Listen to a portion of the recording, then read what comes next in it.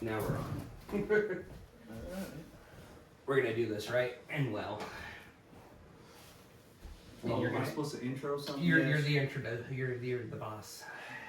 Whatever. I'm on a new medicine. I'm all checked out. Oh, okay. The final episode of Tecumseh. No, joking. But we got John Schmidt, who was begging us to come on. Yes. About something. Begging What all is day it? long. You jumped in front of my vehicle on a back road, on gravel road. You're like, stop. How many months ago was that? That was probably about time school got back in, It was wasn't in it? August, yeah. Yeah, so It was in August was the last time I was on. time flies. Yeah. A lot has changed since then, huh? So, like, the thing I think back to August, I believe, I had hinted on the purchase of the 52 acres, and we went ahead and we did get that purchase and stuff. What do you guys think about that deal? So now you own it? So the reason we did it in August was we let Dave and Suzanne were good to work with, and it's giving them the option. You had time to get things done before the end of the year, and or you give the option to do it before the end of the year or in 2026 is basically the deal. So yes, here in 2026, I believe that we have taken ownership as of now is what it amounts to. No, I'm fine with it. It's real estate is what it comes down to. At the end of the day, say nothing does ever happen, and like I say, I personally believe that's not going to be the case, but, if for some reason a bond measure never happens or, 10 years down the road we're still having the same fight, odds are what's that real estate going to be worth in 10 years? Well, that's kind of the thought, you know what I mean? And the other thing, too, is like, it frees up time then for the rest of the board to move on. We're moving on to the next issue. You know what I mean? Like, and it's moving forward, So, yes, that's one thing that we have done. The other project that I can think of was the cook chiller. Like, I'm on the building committee, and the chiller unit is like an air conditioning unit. Yeah. So, like, I learned some stuff there a little bit, but the cook chiller unit we replaced the one, and the chiller unit that was out up there was responsible for cooling somewhere between a third and a half of the building. So it's a pretty good sized one. Yeah. And I went up there for the pre-bid. We had the bidders meeting. I went up there at 3:00 in September there, and I walk in. It was 90 degrees. Like, it was hot in the building. Ooh. And I was just recognizing that this just isn't good. And but yeah, so the chiller unit that we did was an 80-ton unit functioning at 72 ton. I don't believe it's set on the roof yet, but the company, I think, is they're working on getting it there. Like, it's in the process. And the fascinating thing about that deal is that we bid it out. So the one thing I want to explain here, that I want to say there was some confusion. Boyd Jones and Clark Anderson. Remember that confusion? Yep. So Boyd Jones is not a person, it's a firm. Clark Anderson is a firm as well, okay? No. I want to clear that up because I know that there's probably some confusion there out there. I remember that deal. But no, so how it works is we went through Clark Anderson, the architect, and the architect kind of leads the way a little bit. And Is that a firm or a person? that's the firm. So Clark Anderson is the firm, and the people, Tim Rip is an architect, and then Adam Kent. Those are the actual people that you are working with. Okay? Oh, those guys. The common people. If you read those names in the paper, that think Clark Anderson, the architect. But and they've been good to work with, is what the heck it amounts to. But the fascinating thing where I was going with that is that we had 7 bidders. So we bid. The architect firm leads the bidding process, and we ended up with 7 bidders on the deal. And I had done some homework before the bid opening. This 80-ton unit, by the homework that I had done, it ranges between 80 and 100,000 just for the unit itself. Okay. Yeah. And the low bid came in, 7 bidders. The low bid came in at 247, which I'm going to say it's a 2-3 week, 4 week project per se. You have to get a crane down to take the old one off. Exactly. You know what I mean? No, Set the new one exactly. on. Like, it's a pretty major deal. Like, I felt very, very good about the bid.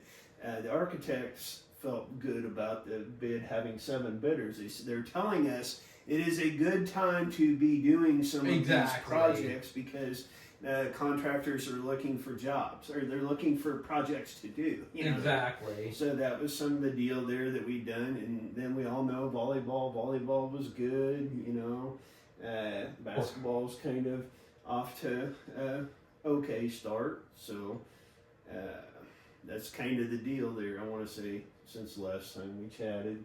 So you brought up infrastructure, things like I knew the cooler was a huge project for the Cook site.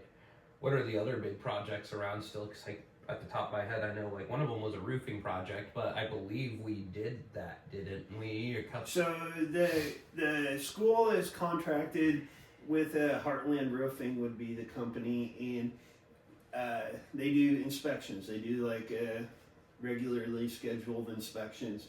They did do some work here this last year on all 3 buildings. It wasn't a super big high dollar amount, like we were under 6 figures. No, exactly. And we're kind of back up to par a little bit, so that's the deal there.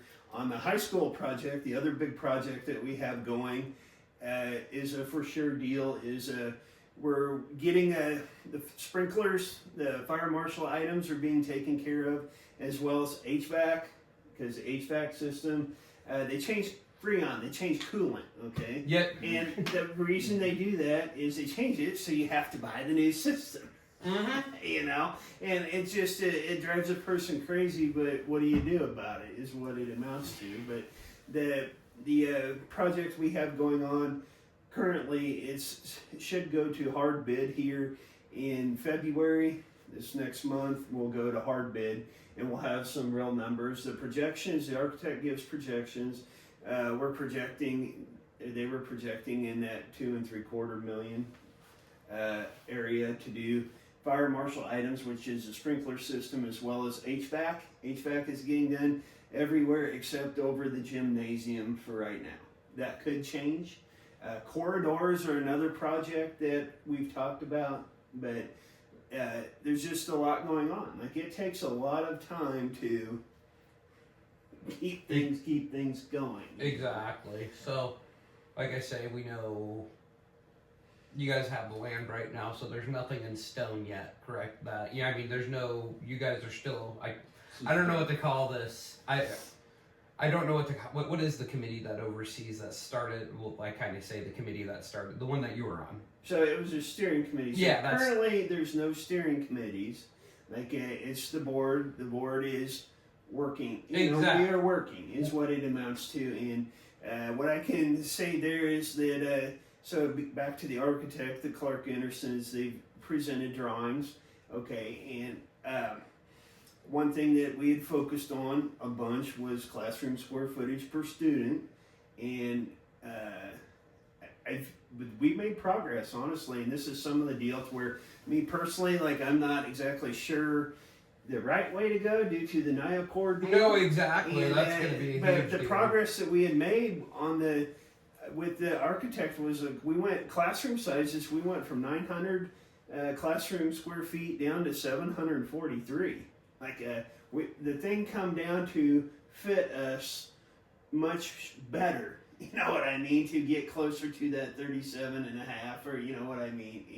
To appropriate square footage with our current populace. Exactly. The $1 million, the question is the NIOCOR going to come in and do their thing or not? And I believe you guys talked about that a little bit. I watched all 4 hours of the NIOCOR meeting, and I think maybe you guys were off just a little bit on the NIOCOR deal.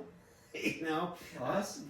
Off about something? No. So basically with the NIOCOR deal, what I found fascinating was after watching 4 hours, they have $360 or $370 million of their funding towards $1.2 billion. Yep. The application is in with the Export-Import Bank for $780 million. It's been in for over 2 years. Exactly. And the question that I asked, this is why Mr. Rother went down to the meeting, was because we're trying to make sure that we have a line of communication established it's nice to have a face to face, you know. Mhm. And I think it's just a responsibility thing. But that question that I had after watching it that nobody asked, which shocked me, was like, if you have 360 million down, I expect a yes or no answer from whatever bank, even if it's the Export-Import Bank, No, by a certain date, you know, And- instead of being strung along. Because I feel like they're stringing it along. but stringing along, like I say, the last 4 years was kind of political in the sense that they had all those permits approved, I believe, in 2016, 2017. They had a whole slew of their permits. I mean, Army Corps of Engineers didn't even really come down here. They said, yep, it's a fast track project. Had that executive order. They got the ball rolling on it. Well, then what happened was, I think 2022, they actually just pulled all the permits from them, saying this is no longer considered a critical project or something along these lines. So now we're back to, like you said, we're back to the phase where what they have about a third of the money down. Now they're gonna raise. Oh, they just announced this on Friday too. They're gonna do another stock option, which if you're an investor in it, kind of ticks you off a little bit, because what that does is it dilutes the stock price a little bit because Yeah. they're trying to generate more cash on hand. I think the cash that they're trying to generate this time around is, and like I say, it also bugs me a little bit, but it's to generate payroll and things like that. It's to generate the vacations for So them. I hope they're on the up and up, but I wonder, I've asked myself the question a little bit. It's You know, like I tell myself, I'm 97% certain it will happen. That 3% is exactly what you brought up. If the bank says no, it's done. I'm sorry, if Import-Export Bank says no, unless the federal government gets involved, and now you're talking $800 million, an executive order is not going to take care of that. You're not going to get $800 million to give to a private company, no strings attached, and say, yeah, go build this mine. Yeah, well, I mean, back to the school, and the thought process of running a bond is like, I felt pretty good, because when we think about reducing a square foot in a classroom, you think $450. $450 you just dropped, okay? But the thought process is, well, that I'm currently having is, or maybe, I don't know. And this is where I don't know exactly when said if we run a bond, I don't know when it's going to be. We're not there yet. We need to discuss more on the deal, and it might be such a thing that 900 in a classroom is more appropriate than the 743 if the NIO cores are going to come in. Exactly. But we don't know. It would be better if I had a yes or no answer from the Export-Import Bank Exactly. before we ran the bond. You know Because- what I mean? And that's something I look at too as well, because one of the things I look, like I told you before we started here, Sterling passed their $17 million bond, and that was kind of shocking to me regardless. And part of it is Sterling, when they built, their high school, and this is probably over 20 years ago, when they started their last bond, I think it had to go through 3 or 4 times before they finally got it approved. So to me, it was complete. So that's where the deal was, is their last bond was coming off here in December. Yep. And they just rolled into Yep. the next one, And, So, and it's just keeping up to date with your infrastructure a little bit. because they're not really doing it. I mean, they're doing new construction, but they're not doing, they're doing a really big facelift is kind of what I've foresaw, what I see their plan as. But one of the things that I think really helped sell that bond was some of the people I know up in Sterling said what they talked about at the school board meetings, or what they brought up and what they got to, what they called their tough sell people, was district valuation. How they went to them and they said, because I believe the levy's actually lower than the old levy that they had before from the bond. The new bond will be lower than the previous bond before. But that was one of the things that they said they had sold them on was, oh, well, our district valuation is X amount of dollars. It's almost 75% higher than it was at this point, 15 years ago. So that's the other thing when you bring up district valuation is, yes, like valuations have increased tremendously. Oh, but yeah. it's the black swan.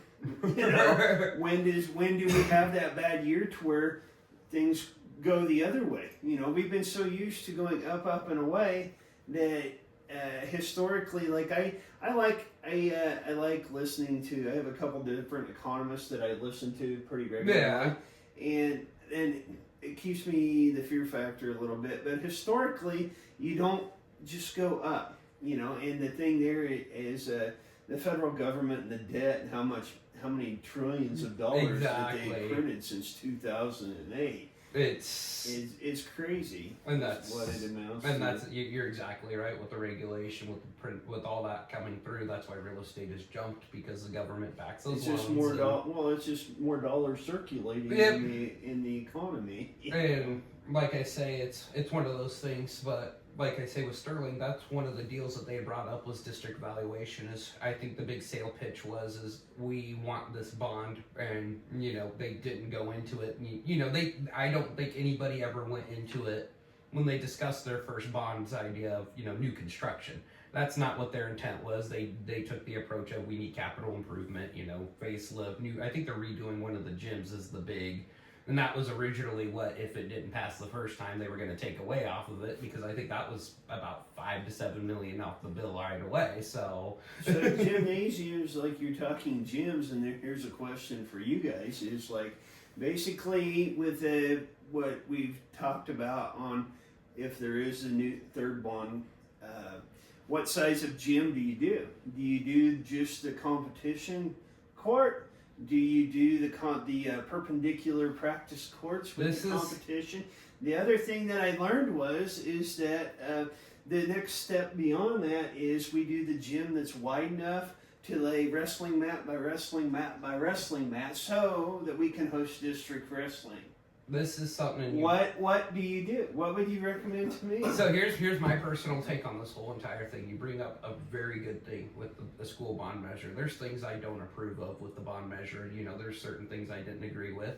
And as time goes on, I do have a genuine belief that about 80% of the people in the school district are aware that there's something that's going to have to be done in the foreseeable future. You're not talking. You can't go to a school board, you as a school board member can't be like, this school building's going to be condemned next year, you better pass our bond. No, I don't think it's going to, that dramatic. I'm saying if there's no bond measure, I say the elementary building has less than 2 decades of, serviceable life in it before new projects start to circulate back in where it starts to cost you millions of dollars. But one thing I think with the bond measure that we really need to look at was, I know one of the first designs they had, that auditorium, the performing arts, I get it, but at the same time, I think we went over the top on that part, and I really do think we need to invest a lot of money into a really good gym. And the reason why is Your gym over auditorium, then. oh, I'm big over gym. Like, okay, so and I'm not even a sports person. I never played sports in high school. I was more of the fine arts person, but. Well, chill. Well, I mean, that's honestly the question when there's only so many dollars to go around is where do you is it the auditorium or is it the gym? But the point is when you go to a school, when you're as a parent go to a school, what room do you end up in the most? I mean, you end up in the gym. And that gym shows you is a representation of your school, and I'm going to be really mean about JCC. It's gone a long way over the years. The gym has improved a lot, but I'm sorry, in southeast Nebraska, in the foreseeable range, we probably have the crappiest gym of any school. So here's my counter to your argument. And this goes to volleyball a little bit, and this is my concern. When you make the bigger gyms with the higher ceilings, Yeah. the thing that was nice about volleyball was we had the ability to get loud. You could get loud as a crowd Yep. in there and Yes, you make could. a difference. And this is where you build a bigger gym, you're going to lose See, some of that. this is why, like, okay, so have you been to Freeman's gym? Where Yes. you see how they I call it the overlap on the second floor that, you kind of go down to it. They call it a top load. See- The top load gym is what those are I called. like those That because was my nickname in high school. Really? I like those because Syracuse has one kind of similar to that too as well. Weeping Water would be another one. Yeah, I like those gyms because to me they're senior citizen friendly. Nana's not going to go down to the gym court floor because she's not going to go down 100 flights of stairs. But if you have tables up there, stuff in the area where she can view, well, she can, sit comfortably, watch her grandkid play whatever sport they're playing, and there's still the ease of accessibility to it. And that's, to me, the gym is the first place where you make that impression. And I mean, I totally get it. so like I say, one thing and this is a personal thing that drives me nuts, and I'm going to make everybody in Tecumseh really, really mad when I say this. But one of the things that I think with the high school gym, I think all the Tecumseh Indian banners, they all need to come down. I'm sorry, it's been how many years? You need to put all the Nemaha Valley ones, all the Tecumseh ones, You need to put them in a neutral site together and, you know, be the history of the schools. But besides that, we're at a point where volleyball's made it in the school history twice the state, basketball's made it, girls basketball's made it a handful of times. We're at the time in our lives where we need to start having more JCC banners. And I mean, we have them, don't get me wrong, we have some of that stuff. But I think that vestige of Tecumseh in the gym, it just stirs up I'm a the couple of Tecumseh people. Indian. Yeah, You're see- never gonna take the Indian. But no, but you I get, was but almost an Indian. like I say, I was in India until 8th grade, so. But my thing is what, we're talking almost 19 years since we merged. We're getting to the point where the school district, in its 19 years of existing, has started to establish, you know, I'm not saying we were the best at anything ever in the history of our school, but we've had standouts. We had a really good volleyball team this year. Mhm. We had, you know, when we were in high school, we had a decent volleyball team. We had a girls team that made it to state. You know, we're starting to get to the point, and Very respectable. so we're not, and like I say, we're not one of the. I can think of a couple of them, but one of the things I say is like I go to Lewiston every Saturday for basketball. And when I go to Lewiston for every Saturday, not that crappy little gym that they had, the gym from 1922 that they had, but the newer gym that they built, even that, and that one's probably getting up there in age, and I sat there and I was staring off into space, and I go, this gym is a lot, you know, you could tell like their their bleachers are starting to wear out and stuff, because they're one of the first schools to get them, so, but even then I'm like, wow, it's really starting to, you know, kind of hold up a little bit, but I'm digging to that. Like I say, the fine arts performance area, I get it. It would come in handy. But no, let's be real. Yeah, I may be a little bit opposite. Like I like the fine arts. No, I a do little too. bit. Don't And get me. Don't It's get the me. value of because you're capturing a different segment of your Exactly. student body with the fine arts a little bit. So Yeah. And now that they're doing podcasts and stuff, But see, and set up a studio. but that's one of the things that I look at is we grew up. Like, I was in academic decathlon all 4 years of high school, and we were really good at There we it. go again with this. See, but that was always I just had academic decathlon yesterday. I know. That's what it amounts to in Nebraska City. Yeah, I talked to the coach on Thursday. Her kid I forgot about this. Her youngest child is the same age as my oldest child, so they're in the same class, so they do Quiz Bowl together, so she gets really competitive with, Mrs. Richardson gets competitive with, we get competitive with our kids in Quiz Bowl, so, but no. Bleep that name. Yeah, we'll protect For what you teachers' said. identities. Yeah. But no, she's a good example of what I brought up about, you know, the good things about JCC. She's one of those high school teachers. She didn't start at Nemaha Valley, but when she got to Nemaha Valley, merged with the school district, she's been here ever since, and I don't think Mrs. Richardson's gonna, you know, you're not gonna lose her to another school district. She's gonna retire there. So Yeah. getting teachers like those, like I say, those. So you bring up teachers. One thing I'll tell you, I've learned a little bit, and I can't go into a whole lot of it, but I can tell you that for me personally, like teacher pay. Oh, it's a Teacher. big deal. It's a deal. I'm gonna tell you, it's a deal, and we're working on that. We're gonna continue to work on that. That's just kind of the thing. I know a teacher that you went to, you don't know he's a teacher, but I know a teacher you went to high school with that teaches in another state because he makes better money. Well, that's the thing. The state of Iowa, their starting deal is $50K. I mean, they passed that law here a year or What two is the ago. teacher union? It's only like 38, 39, 40. It's somewhere We're relatively north, low. we're north of the 4. I know you guys are north of 40, but I think the state, like the union, has like it's not a law or anything, but it's their standard, and I think it's only like 38,500 a year. Yeah, Which, well, it's one of those things where it's an issue. Like it's an issue. It's an issue that I kind of learned about a little bit, and like I say, it's just kind of the deal. You know, the other thing is you're talking there. I don't know if it was before we went on air, but just wages. The post office. Yep. I mean, it's And the welders. Yeah, I know. Exactly. well, I mean, so wages, like it's kind of funny to me. Even driving the chicken truck or whatever, I've been told there's people that'll make $100K driving the truck for Tyson if you work. Have Exactly. the ability to get there. And my point with that is the 100K figure is not as uncommon as No. what it used to be. You Well, know. What was it? I remember. I think it was Mr. Moles' second year. He broke $100,000, And like I say, there are a lot of people that are like, oh, he makes way too much money. He makes way too much money. We were literally one of the last school districts in the state of Nebraska to have an official hit the 6-figure mark. So, from the outside point of view, and that's one of the things I look at too. Like, superintendents of Omaha Public Schools are pulling in almost $500,000 a year. They pull in quite a bit of money. But then you look at teacher pay, and that's a good example. Is you want to keep good teachers around, you have to pay them. You have to pay them. You have to pay All day teachers. long. You have to pay them. I agree with that. And one thing I will highlight to you guys is last year you brought up the superintendent. I will tell you, our superintendent, he forgone a way. He did not want a raise. nope, He did not exactly. get a raise last year because he didn't want one. What was his play? Nobody's like, no, I don't want a raise. They're Well, not. I mean, I What was think he just doing? appreciative of the help that he was anticipating. I guess I don't know. But like I say, Come he's. But like I say, he's. But There was something else there. Mr. Rother has a good identity with the school district. Like, we talked about that before. It's were excellent. filming. We're not gonna find. You're it's not gonna gonna be find. real hard to find. somebody Exactly. better, We what I talked mean. about that. Superintendents, especially in small schools, they jump all over the place. And I mean, I actually, want to say maybe it's 3 years. I want to say I actually seen that Yep, statistic they at don't- some point.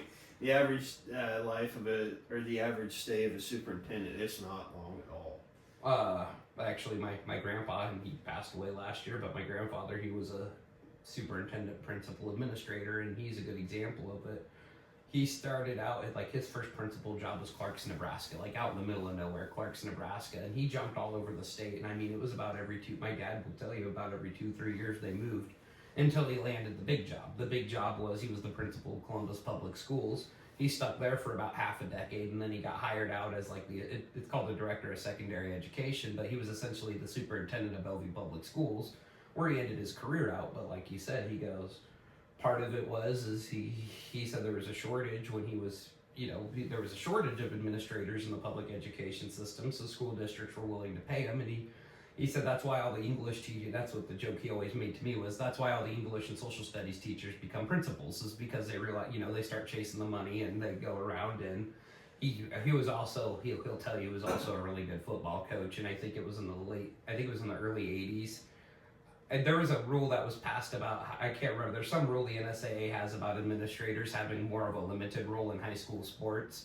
Well, he was like a football coach, so he was really upset that he had to step back and dial it back. But like I say, getting teachers is a good primary thing. And, I brought that up to our elementary teachers. I mean, we don't really have too many teachers that leave to go to better jobs too often. I mean, you'll get one here or there, but for the most part, you have like Mrs. Hutt retired. Well, I'm trying to think. Did Michelle Bornpool replace Mrs. Hutt? I can't remember which kindergarten teacher she replaced, but my point is Mrs. Bornpool's probably, Michelle's probably never going to leave the JCC school district. Same exact thing. She's a good, solid, wholesome teacher. So that's one thing what we used to do, those district evaluations, you used to send the surveys out to us that was way before you were on there. Yeah. But that was always something I brought up onto it, was how the elementary schools where we have it going. Yeah. You bring up surveys a little bit, and I can talk state testing, like AQuest, and it goes to the classification of good, great, excellent, Yep. as far as schools. Like we just got the results back from that, and we're on the good to great. That's kind of where we've been. And I guess for me personally, I would be curious to you guys' thoughts is, like for me, I want as many high tax paying citizens coming out as I can get, and that's maybe how I judge the success a little bit. And we've discussed this some, okay, or I've discussed this some other folks, but like how we've done currently, or how we're doing the seniors that'll graduate this year. Like we're not going to know how well we did for another 4 or 5 or 6 or 7 years. Or the way I term it is when the children start coming back in to the system. Yeah. That's kind of that's kind of my gauge, I guess. Yeah. Notice they started changing stuff once my kids hit public schools. No, I'm kidding. It's the testing. The testing, it personally drives me crazy a little bit, and they do a lot of it, and Sterling has a party for the kids or something. They have a, what do they call it, an excellence banquet, which I didn't realize parents were, able to go to them over the years, but they do it like what was it, MAPS testing was the first week after, their testing was yeah, the they first start. week. I want to say they start at the beginning of the year. Yeah. Maybe we do it at the end of the year. Or I think they, to Sterling just judge did a how- bunch of them when they came back to school just That last was week. and probably okay. They, so at the end of the week, apparently the Friday, I call it and my kids don't like the term, but I call it the casual Friday. They really didn't do anything, they celebrated it and showed off, which kids did really good on it, and they tried to be positive with the kids and whatnot, but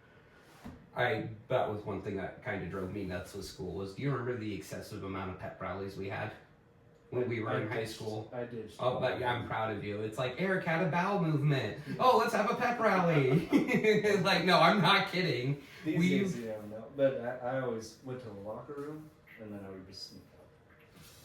So you guys pay much attention to Governor Jim Pillen Oh, don't get me started on he's and not the gonna, Herbster and oh he how ain't, that Dear ties God, in? don't get 'em started. he ain't gonna be a governor much longer. You're not a Governor Jim No. fan Jim's not gonna be the governor much longer. because he's from your part of the world, or Oh no, he's up in that. Yeah, he's up from that part of. He's in What Stirrup was the Stone. stirrup? No, he's from Osceola area, Columbus Polk County, or Columbus. whatever. Yeah. He might be a stirrup. No, he's probably genetically related, but the state. Have you read his state auditor report that the favoritism story that came out on Thursday? On the $2.5 million Yeah, no bid. That $2.5 million Contract, was yeah. getting paid to a girl about 30 years younger than him, and now the issue is she's turned out on the travel tickets and stuff. Oh my. So that's why they released it on a Thursday or a Friday to kind of blow back the media on it. But now you're starting to see, like I say, there's no tangible evidence to say he did anything wrong. There's nothing there that like, oh, this guy's guilty of infidelity or whatever he's doing. But a lot of the evidence that they've gathered so far in that report is starting to point right at it without the evidence. So that's what I think. You know more on that than I do. The reason. What does she look like? She's about 30 years younger than the governor is all I can tell you. I don't Well, beyond that, I don't know much. then How how, about, how would we gauge that? I can tell you her name. You can Google her. She shows up. She used to be on the. I'm not gonna name drop. She could, just in case the governor's watching. That's not gonna name drop, but. How about Senator McKinney from Omaha? Do you watch any of his antics in action? He's not. He's not the one that just got in big trouble, No, is he? that's a McCowan, yeah. Michaela Kavanaugh, yeah. I don't know. But yeah, the legislature. That's. See, this is where education takes a hit with the legislature currently because it goes to. There's been a couple studies done.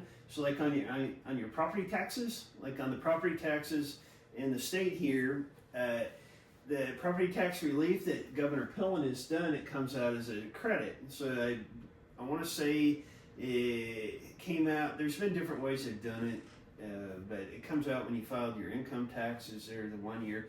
And there was just some work done. Can't think of the guy's name at the moment, but actual property taxes being paid as far as levy here in the JCC district, it's substantially lower than what the levy is. Does that make sense? Exactly. So the state has actually been, the take-home message is the state has been putting more money towards education the last Exactly. 2 or 3 years. And this is where now we're looking at a $470 million Shortfall. shortfall. Well, so it's just what I had seen there, what I had read is that the property tax thing, like, well, it's going to be a big property tax increase. Well, it just mathematics in my mind a little bit, like, somebody's got to pay. Yeah, You that's gotta exactly keep what things it is. going, and things have to the wheels have to be turning, and they don't turn for free. Exactly. You know. Well, see, I can't remember the state senator, and I know it won't get passed. I know it probably won't even be introduced. But they were talking about passing an incentive similar to the early, 2008, 2006. About the time when we merged, they had the incentive program to cause school districts to merge. Yeah, I remember that So- clearly. They're talking about having a similar program being proposed in the state of Nebraska again. However, what the intention is behind it is the school, like, so say 2 school districts merged overnight. Like, let's I'm not going to use any local schools, but 2 school districts merge overnight. They merge overnight, and tomorrow their school district, new school district. Well, now the incentive he has is they have a 5 to 10 year period of time to merge their high schools together. Like, they can still operate in de facto school districts, operate on one board for a while, so you still go, you still lose 3 board members from each school district, or how many they set up, because I think there's a handful of school districts in Nebraska that do have, because I believe, don't quote me on this, I can't remember if the school board member, if it's school board or commissioners, which one is set, which one isn't set by the state, or the school district can set how many members they have. But I want to say it's commissioner now, because Gage County has 7 supervisors and we have 3, so. So, I'm not, but. So, speaking to the districts, the statistics on the districts and the student populace are pretty fascinating here in the state of Nebraska. And I'm ballparking it, okay, because I don't have it fresh, but the numbers I came across, in the state of Nebraska, there's approximately 256 districts or thereabouts. Of this student body, it's like 80 or 85% of the student body goes to 36 of those 256. Yeah. Think about that. I was talking to somebody that they graduated from Gordon Public Schools, and now it's Gordon Rushville, and I think Gordon Rushville is still a Class D2 school, and I think they graduate anywhere from 8 to a dozen students a year. And that's one of the things we talk about. Was she goes, well, when we were just on our own, our class sizes were about that same size, and one of the things that you do see, it's a misleading statistic, and I used to see it on the news quite a bit about what you call people moving back into rural areas. Mm-hmm. And there's a rural migration that does occur. So the percentage of people moving out of cities is slightly higher. However, that number is not greater than the people moving into cities still. So there's still a net loss of, population in the rural areas. It's just that number's growing a little bit, so they try to, it's the state of South Dakota that did forced consolidation. Yep. Like, I learned about that deal a little bit. And they have some of the worst public schools. I guess I don't know. I just know from my time in South Dakota, as you get to Central and West. Time in South Dakota. I was there and went to see Mount Rushmore, and then we went across I-90. So you're talking a vacation or like? Yeah, a stint? back in the summer of 2016, we went and visited Mount Rushmore. Right. We came back across I-90 there, and I want to say like Preseau, like about central. Is that where the river is? It's where you go from rangeland. You go from rangeland and you steadily get back to cropland. Yep. It's very. You gotta drive for miles and miles and miles to get anywhere. You've never done the I-90 stint? From was it Sioux Falls? Sioux Falls, South Dakota, all the way to. I've only gone to Rapid City, but that's the town, Rapid City. Rapid City is Rapid City Public Schools. So Rapid City is an accurately named town. So I used to work for Black Hills Energy, and I used to go up there all the time. When I started in 2016, Rapid City had about 40,000 people. They now have 230,000 people. They exploded overnight. A lot of it has to do with the coal mining, infrastructure, jobs like that, all to that degree. Well, the issue is if you get right outside of Rapid City, there's a town called Box Elder, and it looks almost like a modular trailer park, but it's a whole darn city with about 20,000 people. But Sturgis. Exactly. Well, see, you can tell Sturgis takes a huge toll on it. So Rapid City has 230,000 people. It's almost the size of Lincoln now. Before, it wasn't the size of Lincoln. It was just a city in the middle of nowhere. Well, it's growing rapidly, and they still have only one high school.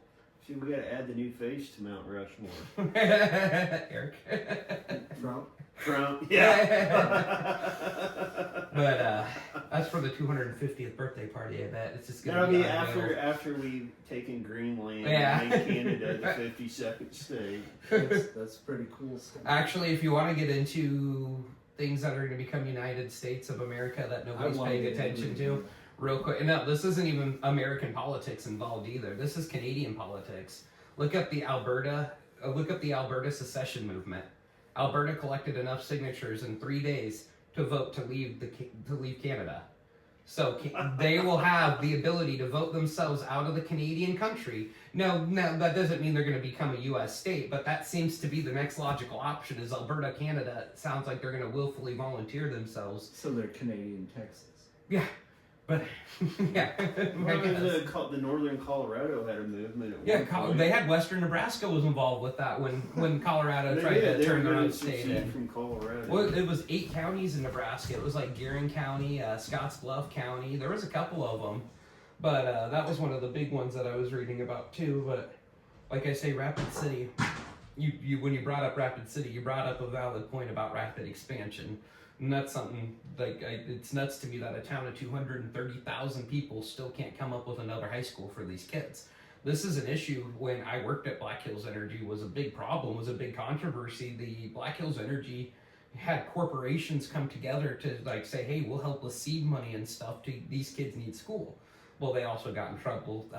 They do have a handful of really good private schools. Well, the only kids going to the private schools were people of affluence and money and everything else, so they were getting a better education. Well, so that's been the big debate, is they're supposed to allegedly look at it again, not vote on it, not build. They're looking into the option of building another high school. And like they said, the high school was designed to house, that they have was only designed to house up to 1,500 students.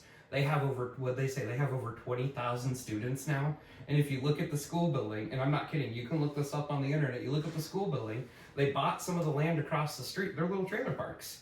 Oh my. Because the school district had exploded so much overnight, and part of the issue is one, like I say, Rapid City exploded overnight over a handful of reasons. It wasn't, mining came to town, it wasn't natural, it was everything.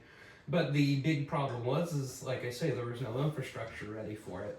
Now, if I read right with this mine, and like I say, I'm still comfortably in that what if state. How far are we in? Doesn't matter, but we're still in that what if state. But like you say, one of the advantages, and I looked up, if you ever get bored, look up Lewiston, North Dakota.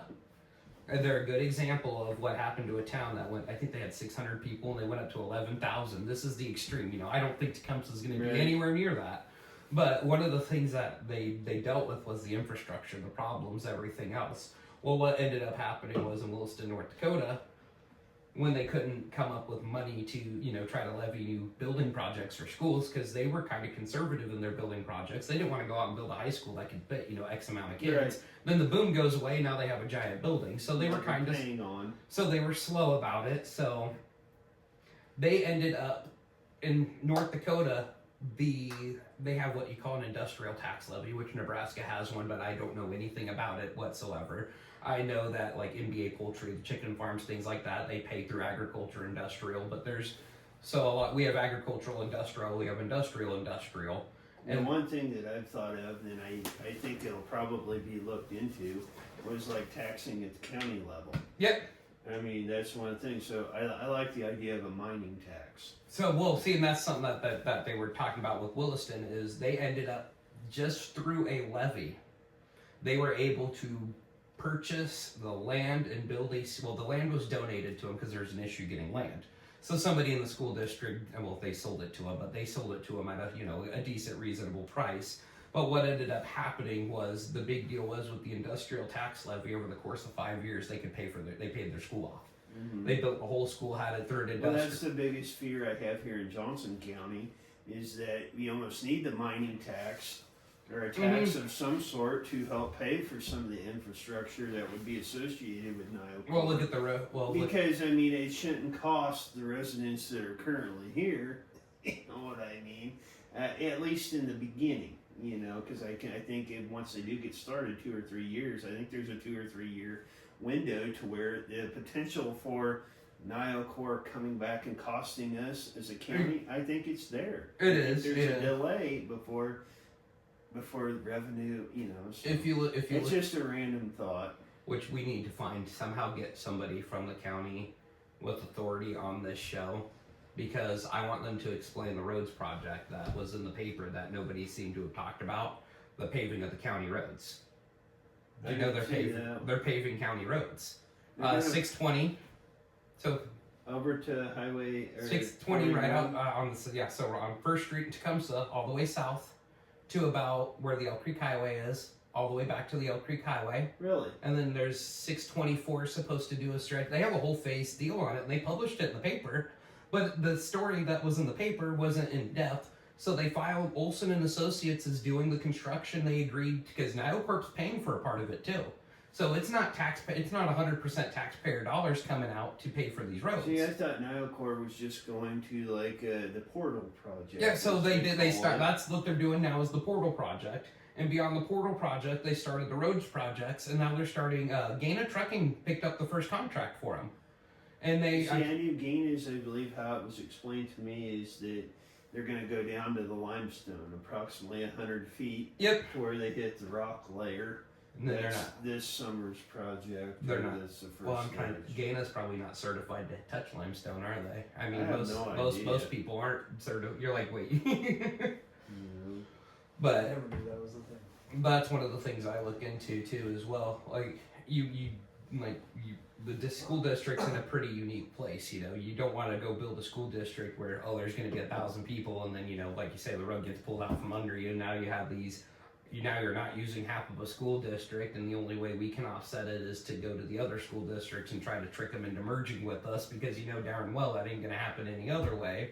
So you get left up the creek without a paddle. Well, we're sitting, like I say, we're sitting okay is what the heck it amounts to. Exactly.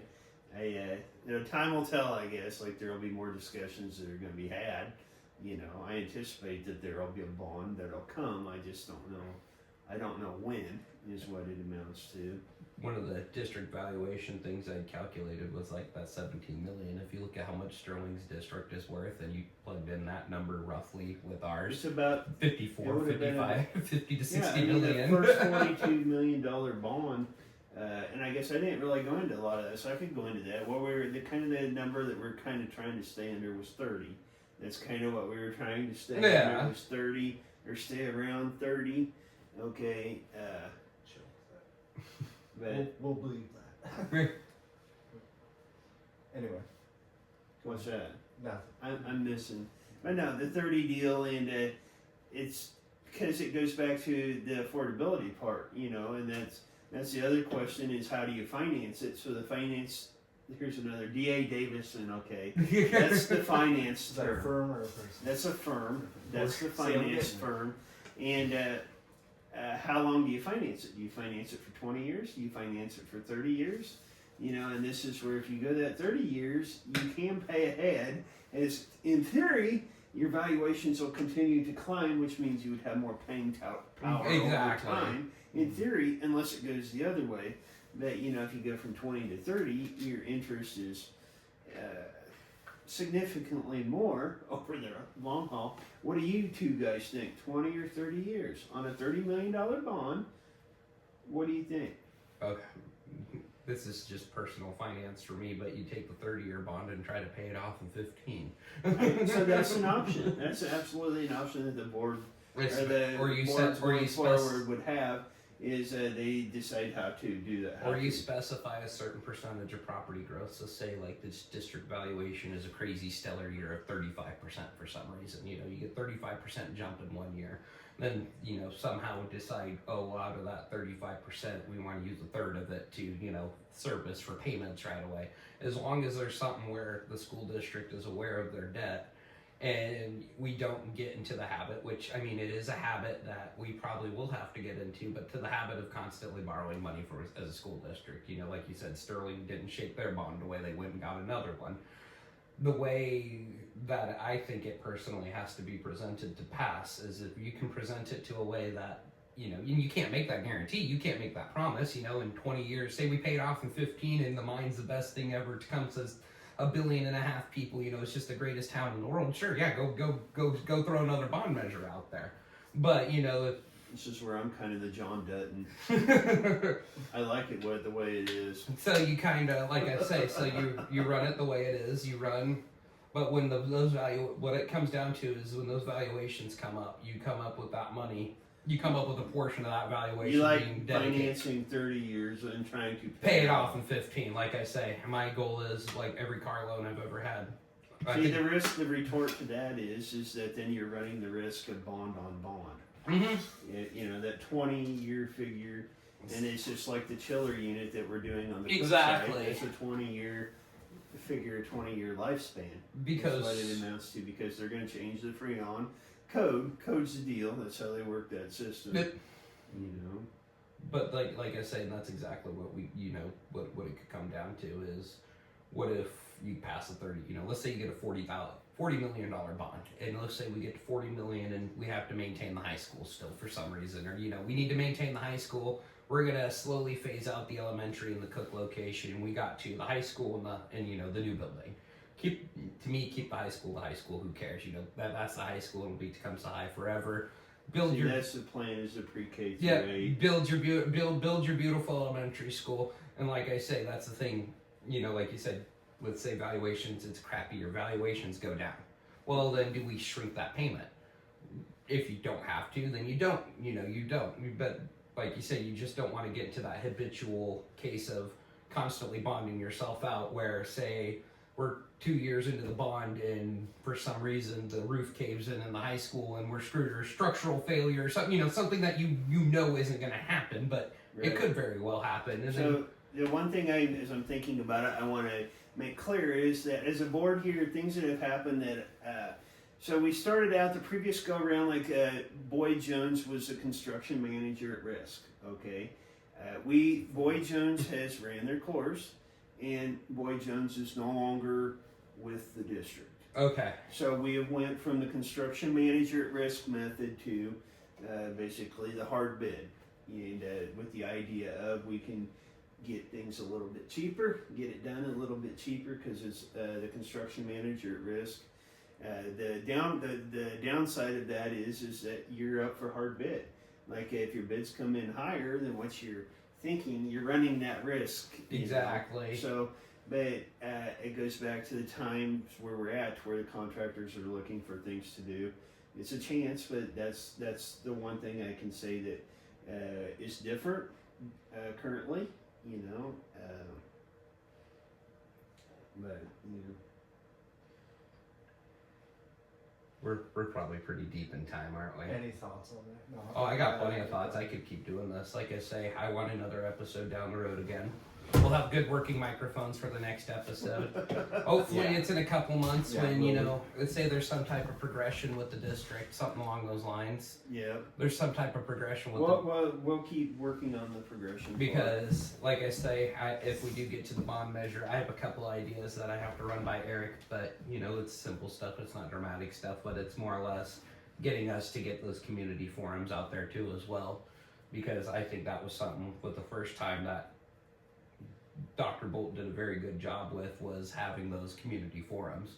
Because one thing I noticed was, especially in Tecumseh, I noticed a lot of people in Tecumseh when they would, they would all exclaim, "Oh, the building's completely fine," and then, Dr. So Bolt had that's- to explain to them, "No, Right, this is it's what we your had to pay for." Code fire marshal deals. Yep. And so that's the other thing to keep in mind is that we're focusing on the high school currently, Yep. with the idea of a bond will probably come, and let's say that bond for whatever crazy reason would not pass. Then you're up to the question of, do you run a fourth bond, or do you go start focusing on code items and fire marshal items on either the elementary or up at Cook? You know what I mean? No, exactly. And it's one of those things that it's just, you think about the $250,000 thing, that's just for one chiller unit, $250,000 to do it, and it just adds up really, really quickly. Exactly. And that's a good bid, don't get me wrong. I mean, that's a good bid. And also, yeah, no, I'd be happy to come back sometime Awesome. again, so appreciate you guys having me. Awesome. Eric, you can sign off, grab the phone. Yeah. The important part.